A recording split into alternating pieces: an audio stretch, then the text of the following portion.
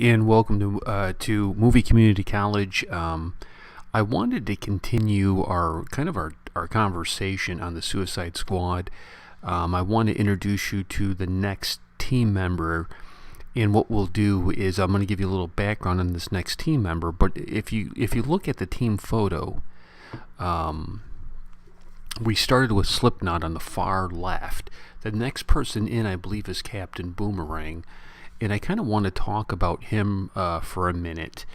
So let's go ahead and do this. Let's go ahead and let's pull up the picture. And if you see that team photo there, he's the next guy in. That is, I personally believe it's going to be George Harkness, who is Captain Boomerang. So let's go ahead and get that photo up for you to take a look at. Okay, we got him there, Captain Boomerang. Now, I've seen him portrayed once in media, and that was on Arrow. He came after Ollie, and I don't remember what season it was, and they locked him up on the island prison that he had, the Argus Island prison, and with Slade Wilson. And when you see him in the comic books, man, he looks just really bizarre. I think it just looks so. I don't know, dude. It looks stupid, I guess. But they've changed up his costume for the movie, and I think it makes him look better, I think. His real name is George Harkness, but he's known as Captain Boomerang, or just Boomerang. And you'll see him as an enemy of both Barry Allen and Wally West. And pretty much anybody who's going to hold the mantle of the Flash.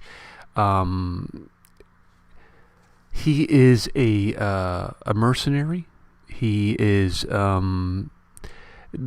his father was a Captain Boomerang, and when his father died, he kind of took over the mantle, if you will, of this Captain Boomerang, as a title, kind of like the Flash. He's raised in Australia in complete poverty, and developed this great skill of making boomerangs. For hunting initially. That was the idea. And then he started realizing that he could use them as weapons. When he was a young adult, he was hired as a performer and boomerang promoter for a toy company, which he did, unbeknownst to him, was owned by his biological father. And it was at the time when he developed the Captain Boomerang persona that he would continue to use in his later criminal career.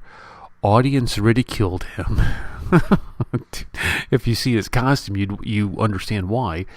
And he gets really resentful about the ridicule, and he decides that he's going to turn to a life of crime.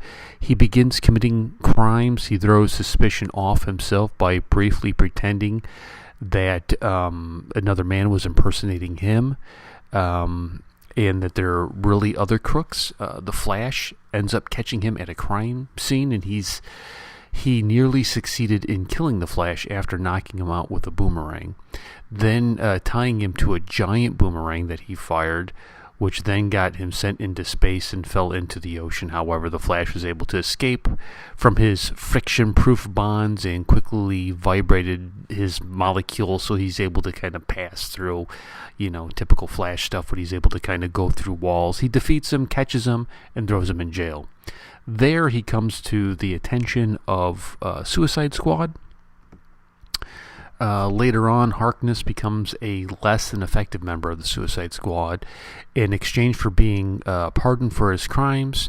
However, Captain Boomerang, his grating personality, he's considered to be dangerous, vicious, cowardly, undependable, and really kind of adds a dysfunction to the Suicide Squad team, and is kind of viewed as a class clown. Amanda Waller's, the squad's commanding officer, characterizes him as a jerk and a screw-up, which is nice.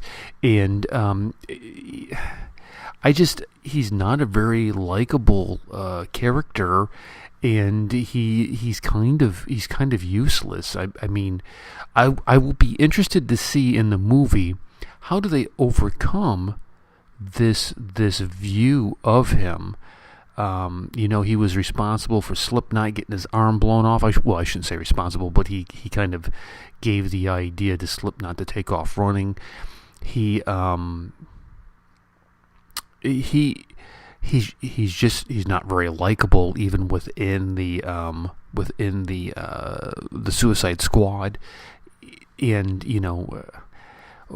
I guess he's kind of like Green Arrow, where he does some stuff with his boomerangs, where there's some of them are weaponized, some of them have gases on them, some of them are electrified, and he can use them as weapons. And there was even a rendition of him where he was like Gambit, where he could make like these energy boomerang type things that he would then throw at people. He's one that I would be shocked if he makes it out of the movie. I think he's very expendable in the Suicide Squad roster. So with that being said, I hope this gives you some insight into Suicide Squad. It's coming out later this year. Please, if you would, subscribe to our channel here. We're trying to get to 50 subscribers. And, let's get ready for Suicide Squad. I think it's going to be a great, fun film.